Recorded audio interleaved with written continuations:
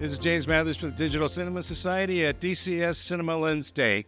I'm here with a few manufacturers and Matthew Duclos, who helped me organize this whole event. And we're going to talk about lens mounts. It's tricky now. It's tricky for the buyers and it's tricky for the manufacturers with so many different mounts. Matthew, take it away. Thank you, Jim. So I'm Matthew Duclos of Duclos Lenses. I'm a lens technician and engineer by trade. I'm going to give brief overviews of everyone here and then let you give a quick intro. So at ARRI, art from ARRI holding down the legacy with PL mount and LPL mount. We've got Canon, very relevant because the EF mount is kind of ubiquitous, so now they have their new RF mount. And then Sigma is kind of the Switzerland, if you will, with all the mounts.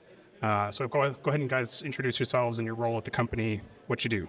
My name is David Doko. I am a senior technical specialist with Canon, and I do support our cinema products, our EOS cinema products, as well as our PTZ products, which some of you may be familiar with. But yeah, I'd love to talk to you about the RF mount after this introductions. And then Art. My name is Art Adams. I'm the product specialist for cinema lenses at ARRI Burbank, which is about 2 blocks that way. I also dabble in camera support and related things. I'm also basically the staff cinematographer for ARRI Americas. And hey everyone, I'm Jorge. I'm the head of West Coast operations for Sigma. We're here in Burbank as well, about less than 2 miles away. And happy to talk to you about the different lens mounts that Sigma offers. Okay, thank you guys. So we're going to start with Canon. The EF mount has been the dominant mount for the photo and video industry for many years, but recently has sort of been phased out in favor as RF mount. Can you tell us about that decision, the future of RF mount in cinema? Correct. The EF mount is our legacy mount. Of course, it was adopted for quite a while as a kind of a secondary default cinema mount, primarily because of the use of the plethora and availability of the EF glass. But Canon made that strategic decision, technical decision, to go to a mirrorless mount and have a much shorter flange focal distance. And I'm sure many of you know what flange focal distance means. Of course, Matt deals with this all the time. But the evolution to mirrorless mount, not only for Canon, but many other manufacturers, was predicated on that removal of the mirror. I'm going into a little bit of history, and I want to keep it short. But Thank you. Yeah.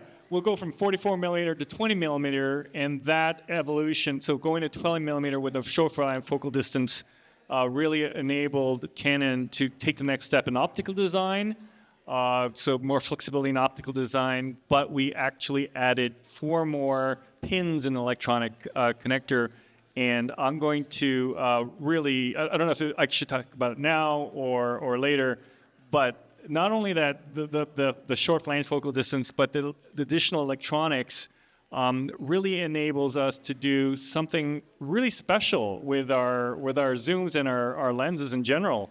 One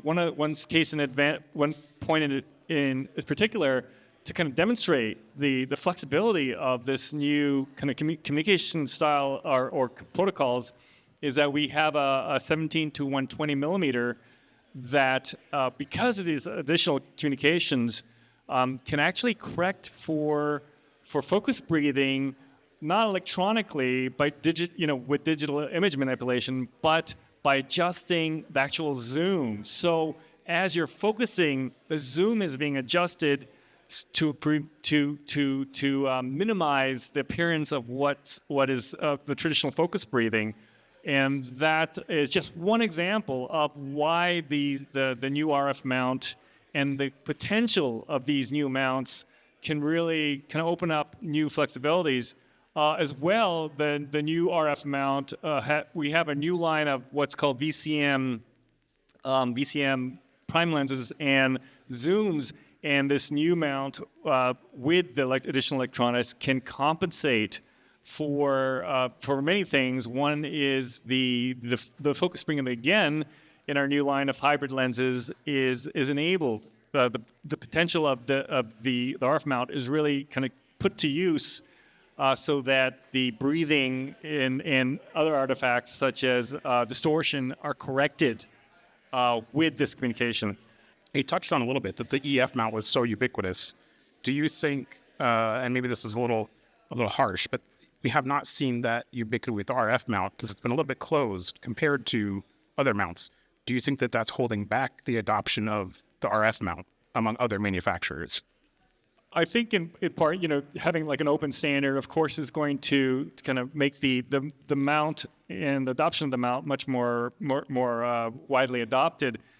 Just to kind of give people a clue, we are in discussions with Sigma and other third-party manufacturers to share the protocol and the IP so that other third-party lens manufacturers can not only just create. Of course, you can create a lens that just uses the mount, but without the electronics.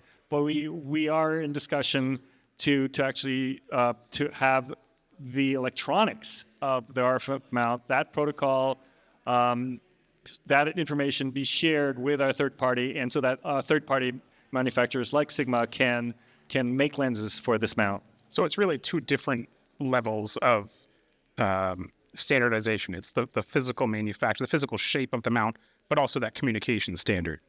So I want to jump to ARRI real quick.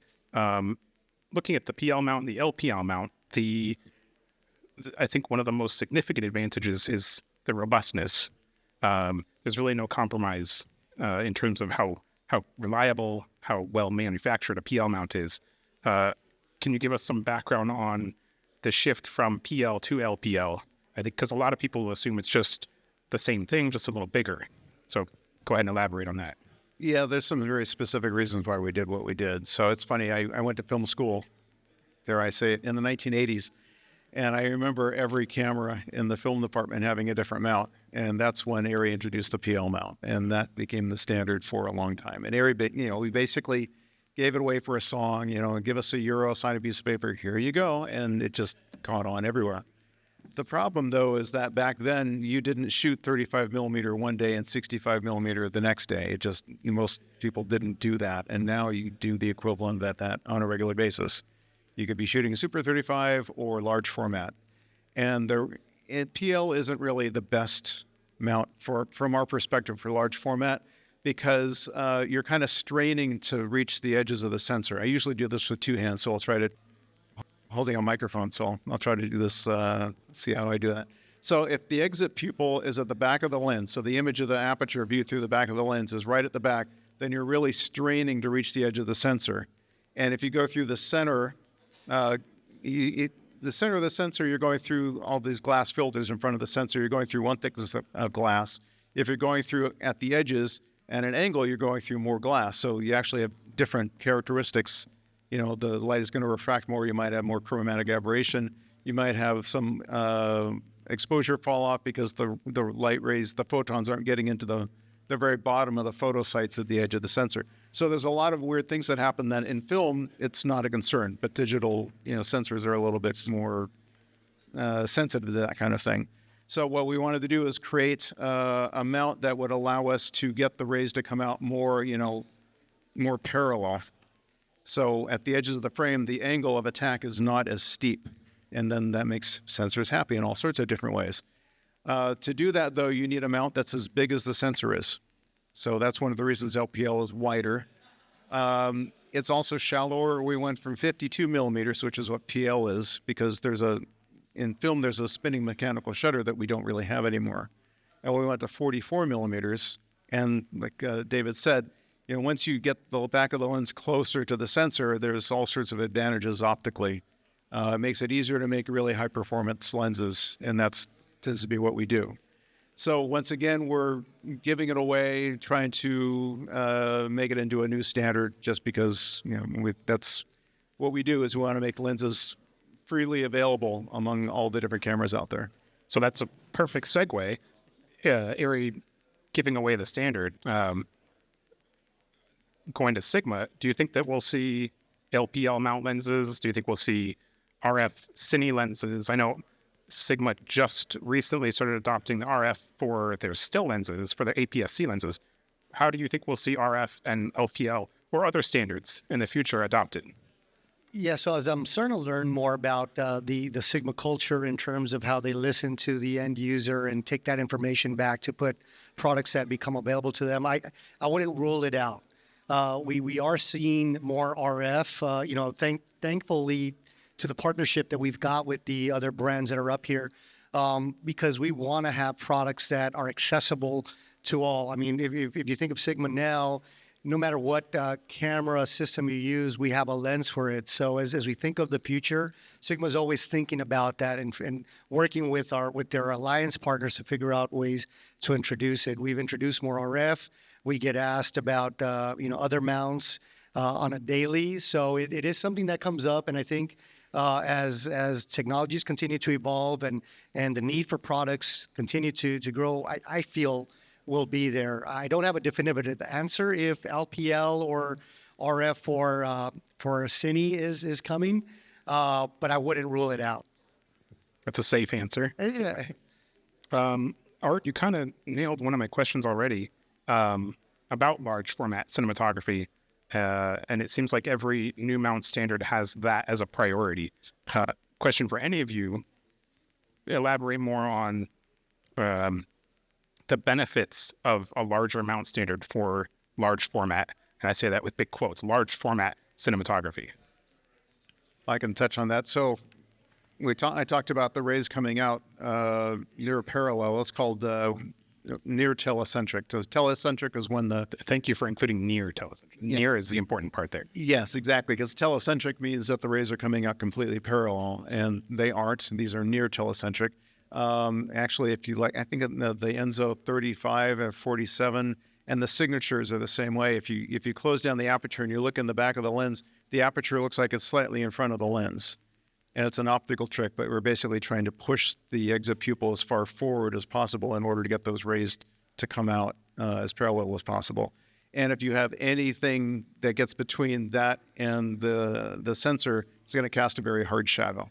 So that's why the mount has to be as big as the sensor. Otherwise, if you're working with a non-near telecentric lens and the rays are coming out like that, it's not an issue. But then you run into all the other issues that I mentioned before. Anybody else want to touch on that? Well, if you think of large format, and when I think of Sigma, they're built for the bigger picture. And again, going back to thinking about what the future of cinematography is, they are looking at that and using that to factor what is going to come down the line for Sigma. Again, being fairly new, I'm still learning a lot of the ropes, but it's exciting because I'm coming in at the right time, and it's exciting to see the changes in technology, the new brands that are coming up, because that just means that the rest of us, any organization that is creating products, will have to pay attention to that and consider when they create products. Again, ultimately to benefit the future of content creation. A question that maybe Canon might have more experience on. Obviously, most of us want open standards. We want the proprietary mounts to be not proprietary, but there must be some advantages to having a well-controlled standard system. Can you give us any of the benefits of keeping a standard sort of close to the chest? There is obviously a competitive advantage, meaning that keeping it close to the chest and not divulging certain information will bring us a certain competitive advantage. But of course, the drawback of that is that it's not as well adapted and adopted. And that is that balance, I think, that we are dealing with. Sort of a loaded question. I know the answer. We all know the answer. When are we going to see an industry-wide single standardized mount system? Who wants to standardize that? Well, we're trying. We did it once before. We're trying again, but I feel like now we have more lens mounts than we had before. So, but they all serve different purposes, so maybe that's okay. So then I'll put that same question on ARRI with the LPL mount. I I don't see any immediate downsides to the LPL mount. Can you tell us, just from your experience with customer feedback, what could be a downside to the LPL mount over any other mount standard? I can't think of anything offhand. I know there are several warehouses we deal with that want to move all their lenses to LPL just because it makes everything simpler. They don't really have to worry about, changing things over or including an adapter or something like that when they send lenses out. They just like to standardize on it. But I don't think we're quite at that point yet. But yeah, I'm curious. Can you think of any downsides? Because I can't offhand. The only downside that I can think of is from the camera's perspective. Once we reduce that flange distance more and more and more, and we're kind of getting to that limit now with some of the photo specific mounts like RF, L mount, E mount. Once you push it far enough back and all the lenses are designed for that shallow flange, they become less and less compatible with other systems. So for example, with PL mount, you can adapt a PL mount lens to any of those standards, any mirrorless standard, very easily. Once every manufacturer designs lenses for mirrorless or shallow, ultra shallow flange depths, they become less compatible. LPL might be the exception there because it's not that shallow. 44 millimeters is the same that Canon has been doing for decades. So if everyone was to adopt the LPL mount standard for lenses, in theory, they would be compatible with practically every camera out there. It's not a downside. That's a benefit. Sorry. I'm glad we caught up to Canon. That's good. How old's EF mount? 40 years? Quite old, but the move from 44 millimeter to 20 millimeter is quite a difference, and that 24 millimeter really allowed us to design a 1.2 85. It's and just to really correct some of these aberrations around the corners. I think especially in the wides. So again, what is that? You're right. As we you kind of inch yourself into a corner and eventually kick it out of that corner. Yeah, and so everything becomes almost proprietary. And like you said, I think for us, it's still a benefit. It's still good to have that 20. And we just it's great that LPL has 44 because we can always put an adapter on it. And that's again not the magic, but that shallow flange FFD. We can adapt to other standards by just putting an adapter on it. And also, I just mentioned that LPL is meant to carry quite a lot of weight. And I don't remember what the weight number is, but we have 4 signature zooms and only 1 needs lens support. I will clarify, the weight is only relevant when you also include how far that is from the mount. You could have the same weight, but it could be 2 feet away from the mount. That's way more stressful than a more stout lens. Yes. But you're absolutely right. As far as all of the mirrorless mounts, LPL is by far the most robust. I think we're almost at time. Okay. I think that wraps it up. Thank you guys for joining the DCS Lens panel. Thank you. Thank you.